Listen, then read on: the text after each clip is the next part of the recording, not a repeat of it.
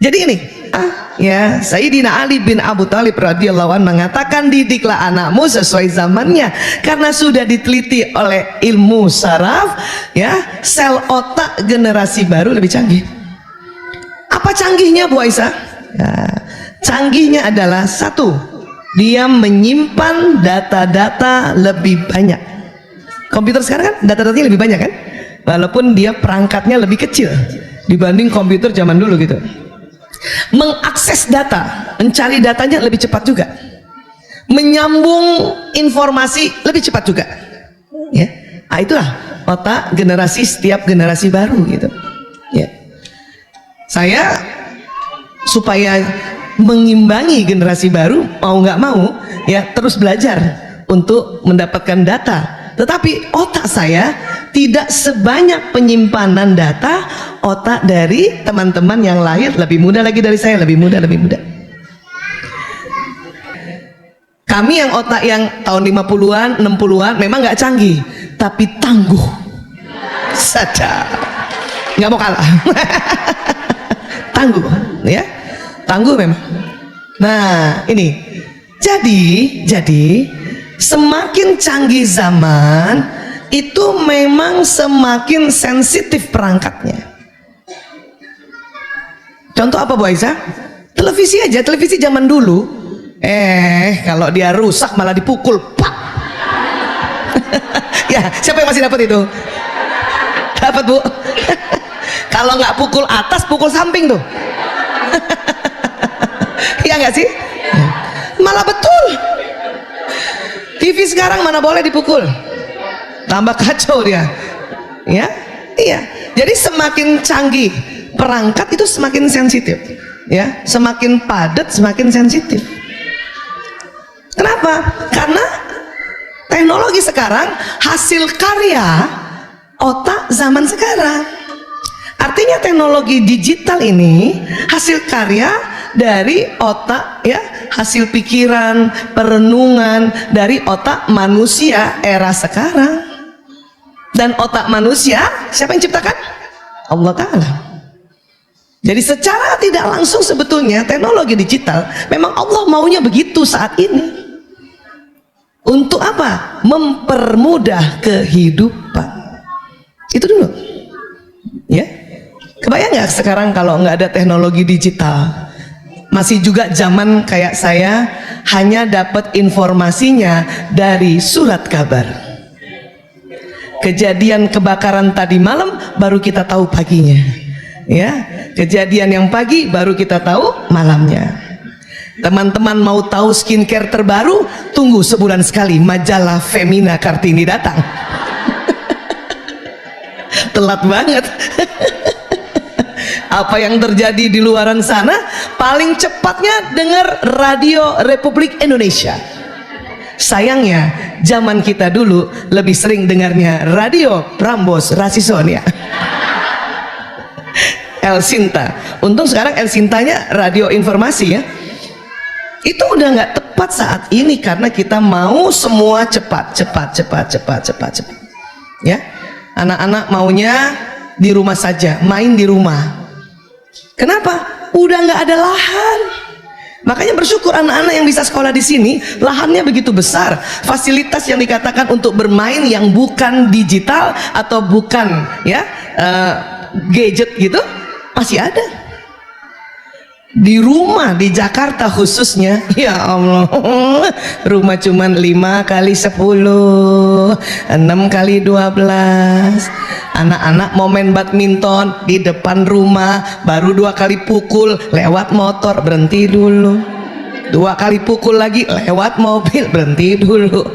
2 kali pukul lagi lewat bakso, berhenti dulu. Kebayang nggak? Anak saya pernah, ibu-ibu, kita beli meja pingpong yuk. Terus saya bisik-bisik, nak, nanti kayaknya meja pingpongnya lebih besar dari meja makan kita, nak, karena rumah nggak besar.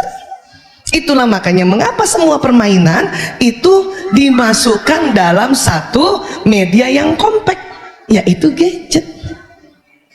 Anak-anak mau main layangan di mana? Ibu-ibu sih masih sering lihat layangan putus. Anak-anak udah jarang lihat layangan putus yang sesungguhnya. Bayangin sekarang ada di gadget itu permainan layang-layangan, coba di gadget itu. Masya Allah, congklak di gadget, layang-layang, ya, galasin, kasti di gadget sudah. Karena sudah nggak ada tempat lagi. Saya cuma mau bilang bahwa bukan berarti saya minta anak main gadget, tempatnya nggak ada. Makanya masih bersyukur kalau ada sekolah besar kayak gini, atau pada saat waktu liburan anak-anak kita bawa ke sebuah tempat hiburan yang lapangannya luas gitu. Artinya mereka main layangannya nggak kayak zaman dulu setiap hari, ya, 1 semester sekali, karena diajak sekalian berlibur. Ini dulu yang kita buka, open mind kita dulu, ya. Terus anak-anak juga akhirnya selalu mau di kamar saja. Kenapa? Ya karena kemudahan itu sebetulnya, kemudahan itu kan. Nah, sehingga orang tua perlu kreatif. Gimana caranya anak keluar kamar, keluar kamar. Saya juga punya anak 5, 4 laki-laki, 1 perempuan. Anak pertama yang milenial karena lahir 93. Anak kedua sampai ke-5 itu Gen Z, lahirnya 96 dan berikutnya. Ya, saya mencoba gimana caranya supaya mereka keluar kamar yang bisa bersamaan. Cara yang paling efektif adalah lewat media makan asik atau makan enak. Harus gitu. Mana caranya? Bunda yang bisa masak, yang pintar masak, coba angkat tangan. Masya Allah. Itu kan mikir kan? Mikir makanan apa yang dibuat supaya mereka keluar, ya. Bunda yang separuh-separuh bisa masaknya ada. Bunda yang ya Allah, ya, saya termasuk kategori ketiga, masak air panas hangus itu. Maka saya harus juga berproses gimana caranya telepon keluarga atau tantenya anak-anak yang pandai masak untuk kita bantu juga ekonominya, dan dia kirimkan makanan kan gitu. Itu karena lewat makanan itu bisa jumpa, lewat makanan itu nggak bisa dipungkiri lagi, lewat makanan. Lewat makanan saja nanti gadget hanya disimpan paling lama 30 menit, ya nggak? Iya. Itu pun harus bikin peraturan, ayo simpen dulu gadgetnya, kita makan dulu yuk. Iya. Kadang saking kebiasaannya kita udah kepengen juga pegang itu gadget, ya, apalagi buat yang bekerjaannya selalu dihubungi lewat gadget, termasuk kami dokter, ya. Apa-apa ada pasien kita harus segera lihat gadget kita, ada apa dia. Pasien saya yang malah unik-unik lagi, pasien narkoba yang suka dikit-dikit bunuh diri, loncat. Ini kalau nggak dilihat beritanya, wah gawat ini. Tapi berupaya juga untuk tidak tergelitik untuk pegang gadget dikala makan bersama. Dan momentumnya cuma itu sebetulnya. Sama apa? Jalan bareng di mobil. Untuk apa? Pergi makan. Karena hiburannya cuma makan sekarang ini, yang bisa sama-sama. Harus kreatif lagi di otak, apa lagi? Di mobil supaya anak-anak nggak pegang gadget, kita berupaya juga simpan dulu gadget. Ya, inget-inget mau cerita apa sama anak yang biar nyambung. Paham ya Bu? Biar nyambung. Kadang kita pancing pakai cerita lucu, garing. Apaan sih Bu? Apaan sih Bu? Kadang dipancing pakai cerita pekerjaan, males lah Bu, gitu. Iya kan? Iya. Itu benar-benar satu tantangan buat kita, tetapi harus dengan kesadaran bahwa bukan karena anak mau membangkang, bukan karena anak nggak patuh sama kita, bukan itu, bukan.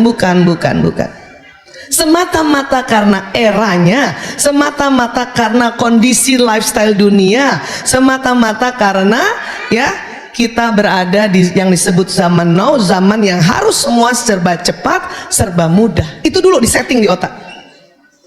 Karena di antara kita masih banyak merasa anak sekarang ngeselin banget, membangkang. Terus kata anak-anak apa? Aku kan nggak tahu mau dilahir sekarang Bunda. Iya kan? maka stop memberi label negatif, karena itu akan masuk di otak.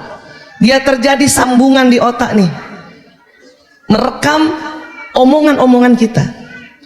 Kamu nih generasi rebahan ya, udah gitu ngasih taunya sampai muka gitu.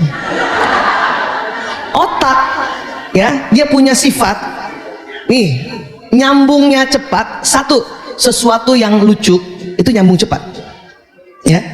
Sesuatu yang sangat menggembirakan nyambung cepat. Sesuatu yang sangat mengesalkan nyambung cepat. Sesuatu sangat menyedihkan nyambung cepat. Dan punten, sesuatu yang sangat porno nyambung cepat. Itu otak, kerja otak. Karena otak tuh senang sesuatu yang ekstrim. Kenapa? Sambungannya yang lewat zat kimia namanya neurotransmitter itu keluar kayak lem. Sekarang lem paling kuat lem apa? Korea. Semua Korea. Ya, iya, itu dia bagaikan lem itu. Ya. Maka kalau kita mengatakan pada anak-anak, kamu nih generasi rebahan, sambil dengan muatan emosi yang luar biasa, nyambung di anak itu. Akhirnya apa? Itu anak nggak jadi maunya tidak rebahan karena ibunya yang suruh rebahan. Kenapa? Karena indera manusia, apa yang dilihat, apa yang didengar, apa yang diucapkan itu masuk, Pak. Sama halnya seperti anak lagi main, azan maghrib, sebetulnya dia sudah mau simpan. Memang ibu sudah kasih tahu dari tadi, nak maghrib nak siap-siap, iya bun sebentar nak.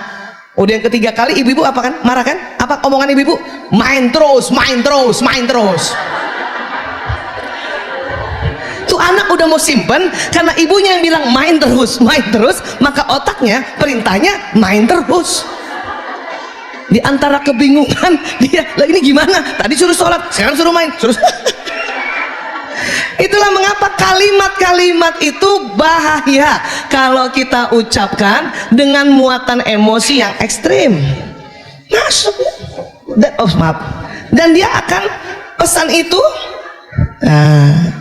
Maaf ya, saya gaya orator Bung Karno. Jadi kalau ada apa-apa bisa kesenggol. Sorry ya.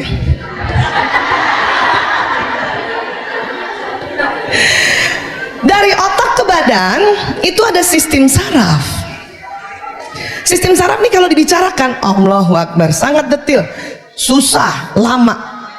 Saya aja ngertinya lama, bertonton jadi dokter baru ngerti. Oh gitu. Cuman mari kita analogikan sistem saraf ini kayak kabel listrik. Itu tadi. Apa yang ditangkap oleh mata, oleh telinga, oleh badan dari ujung rambut sampai ujung kaki, oleh hidung, oleh pengecapan lidah, apa yang diucapkan, apa yang dikerjakan, itu pesannya jalan ke seluruh tubuh dengan kecepatan 320 km per jam. Sebelumnya tidak ada mobil atau motor yang secepat itu. Baru kemarin saya naik WUS, saya perhatikan, sama dengan kecepatan saraf. WUS itu paling lambatnya 320 km per jam, ya. Paling cepatnya 355 km per jam. Wow, ini dia nih, ini dia yang nyamain nih. Berarti apa? Cepet banget jalannya. Ya. Baik, saya minta sekarang ibu-ibu aja, bapak-bapak dengar aja. Ibu-ibu, angkat tangan kanan, lambaikan pada saya. Kenapa mau? Saya bilang kan, ibu tangkap lewat telinga kan, terus ibu lihat lewat mata kan, cepet kan jalannya? Cepet. Nah itu tadi, cepet banget. Itulah makanya kalau sekarang saya ditanya, gimana Bu Aisyah berkomunikasi dengan anak zaman now? Sebetulnya nggak zaman now, zaman kapan saja. Pertama sekali adalah hati-hati bicara. Supaya hati-hati bicara, maka bikin tenang diri kita. Setiap kita gemes kepengen cepet-cepet anak melakukan apa yang kita minta, ya, itu perhatikan dulu. Kadang omongan kita keliru. Kita sering bicara apa yang kita tidak mau. Jangan jajan sembarangan ya, kan gitu. Itu otak tuh unik juga tuh. Kata jangan ditangkap oleh otak, silahkan. Coba itu. Sekali lagi bunda bilang jangan jajan sembarangan. Nah, Udah pakai kata jangan, muatan emosi, kutangkap deh. Silakan jajan sembarangan. Gitu kan? Jadi kita sering bicara apa yang kita tidak mau. Sebetulnya ibu maunya apa sih anak-anak kalau ke sekolah? Jajannya di mana? Maunya apa? Makan bekal yang di sekarang. Sekolah sampai jam berapa? Kalau yang bukan boarding ya, full day sampai jam berapa? Ibu bawain makanan untuk sampai jam berapa? Nggak cukup, Bu. Kalau ibu sampai sore itu anak dan sesuai dengan ya keinginan makan anak, nutrisi dan sebagainya, ibu bawakan rantang itu. Dan apakah anak-anak mau bawa rantang? Udah keren-keren bawa ransel, kemudian bawa rantang. Bayangin. Rantang itu dibagi 4. Paling atas yang keluar main jam 10. Ya, yang bagian 2 itu yang isoma itu. Ya. Yang ketiga itu kalau misalnya masih ada ekskul ya, itu yang di rantang ketiga. Yang keempat bonus. Harusnya kan gitu. Kalau mereka tidak boleh ada tambahan jajan misalnya kan gitu. Nggak apa-apa juga. Tapi kalimatnya adalah, nah nanti di sekolah makan makanan yang bunda bawakan. Itu kalimatnya. Nah kita belum apa-apa selalu mau jangan. Paham sampai sini, Bu? Maka sebelum ngomong, bikin tenang diri kita. Lalu tanyakan, jadi saya maunya apa? Itu caranya. Saya maunya apa? Ya. Kamu nih kalau dibangunin subuh lama banget.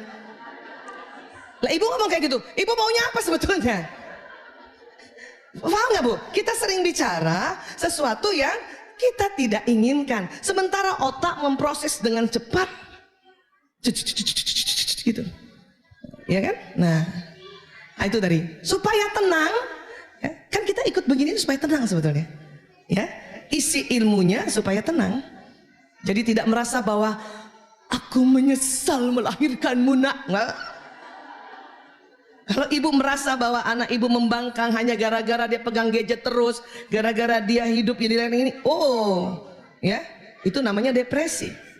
Tapi kan kalau kumpul kayak gini, ibu tahu ya Allah, bukan anak aku aja yang begitu, anak ibu ini juga, anak ibu itu ya. Atau tadi ibu dengarkan pertanyaan, oh aduh sama kan gitu ya. Itu pentingnya berkumpul untuk tahu bahwa informasi ini bukan hanya kita saja yang begitu ya. Bahkan karena kami mengurus adik-adik pasien-pasien narkoba itu, untuk menyehatkan kembali keluarga, kami ada namanya family support group. Jadi keluarga datang untuk berkumpul bersama, cerita masing-masing tentang anaknya yang kena narkoba. Awalnya malu, kenapa? Bu Aisyah, saya di sini aja. Kenapa, Bu? Ada teman SMA saya di dalam. Kenapa? Nanti dia tahu anak saya kena narkoba. Lah dia anaknya juga kena narkoba, Bu. Ngapain malu? Nah, waktu sharing grup itulah maka serasa bahwa kita itu punya masalah yang sama. Kata ibu yang ini sambil nangis-nangis, Dokter Aisyah, anak saya kena narkoba. Berapa, Bu, anak ibu yang kena? 1, Bu Aisyah. Anak pertama ya. Oke. Ibu berikutnya, Bu Aisyah, saya 3 yang kena. Ibu yang 1 langsung, hah? Dia langsung gembira, untung gue 1. Bayangin, kena narkoba aja masih ada untungnya, karena yang ngomong sebelah anaknya 3 yang kena. Itulah dahsyatnya kita kumpul untuk tahu, oh berita ini, pengalaman ini, atau permasalahan keluarga itu hampir rata-rata ada persamaannya. Itu yang bikin kita kuat. Jangan sering di rumah sendiri ya. Apalagi kalau sudah merasa bahwa anak saya begini, datang sharing ya. Taklim ini makanya mengapa disebut taman surga, karena itu tadi ya. Kebayang nggak kita kumpul, 1 orang ada 2 malaikatnya. Ini berapa kali malaikatnya nih? Ya, Masya Allah. Belum lagi malaikat yang Allah ya perintahkan untuk mencatat siapa-siapa yang ibu bapak ikut taklim. Masya Allah kan? Disitulah yang namanya keberkahan. Ya, nah ini. Jadi kita harus tenang aja dulu. Jadi orang tua zaman sekarang suruh tenang dulu, kecuali kondisi bahaya. Tenang dulu. Supaya tenang, itu tadi tambahkan ilmunya. Sampai sini bisa paham ya? Ya. Nah, pada saat kita mendidik anak, itu bukan pada saat anak sudah lahir di dunia. Anak dalam rahim saja itu sudah proses pendidikan sudah terjadi. Kenapa? Punten ya. Otak janin usia 2 pekan sudah merekam apa yang dilakukan ibunya, apa yang dilihat ibunya, apa yang didengar ibunya, apa yang dibicarakan ibunya, dan apa yang dikerjakan ibunya. Memang selama ini supaya anak sehat selalu diingatkan nutrisi, halalan thayyiban, cukupkan asam folat.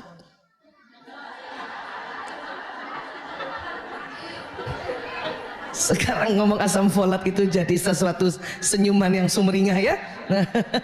Cukupkan ya, halalan thayyiban. Tapi lebih lagi dari itu, memang itu penting, tapi lebih penting juga adalah apa yang diucapkan. Kenapa? Karena apa yang diucapkan ibu dilihat itu jalan lewat sistem saraf dan direkam di otaknya si bayi ini, janin, maaf. Nanti kalau sudah keluar dari rahim baru bayi, janin ini gitu. 2 minggu tuh udah tersambung.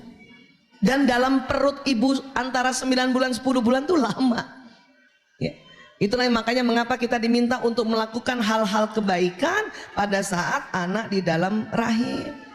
Ngaji, mengkaji, bicara yang baik-baik, memilih tontonan yang baik-baik, mendengarkan hal yang baik-baik, itu supaya kerekamnya anak ini di otak ini baik-baik. Karena terbukti terutama di tempat kami, anak-anak yang bermasalah setelah kita konseling pertama ya, konseling dengan konseling yang biasa, kemudian konseling yang pakai teknik hipnoterapi, beberapa kasus akar masalahnya di dalam rahim ibunya, dalam rahim ibunya nih ya. Kenapa? Itu tadi ya, ibunya terlalu sering lihat layangan putus tapi bukan di atas atap ya. Belum kejadian seorang ibu hamil lihat film layangan putus, dia merasa kasihan gitu ya, terus kesal. Oh, itu mempengaruhi dan kerekam di otak anak ini ya. Itu tuh baru film aja. Ibu baca buku-buku yang sedih, buku-buku yang horor dan sebagainya, itu bisa kerekam juga. Makanya kita diminta baca Quran. Siapa ibu-ibu yang selama hamil selama ini setiap hari mengkaji? Alhamdulillah Bu. Kalau yang belum sempat, gampang, hamil lagi. Lah iya kan, siapa tahu anak generasi yang barunya ibu udah lebih belajar banyak kan. Ya udah. Memang yang kasihan tuh anak pertama selalu, karena kita masih muda, belum terlalu banyak belajar, paham ya? Jadi ibu tuh harus mengasihani anak pertama selalu. Jangan selalu dibebani anak pertama. Kau nak, anak pertama, jaga adik-adikmu, kau harus punya tanggung jawab. Itu anak pertama udah teler aja. Iya, paham? Ya, jadi kasihanilah anak pertama. Dan bukan hanya ibunya saja yang ngomong, di sekelilingnya juga. Ya orang tuanya, ya ayahnya.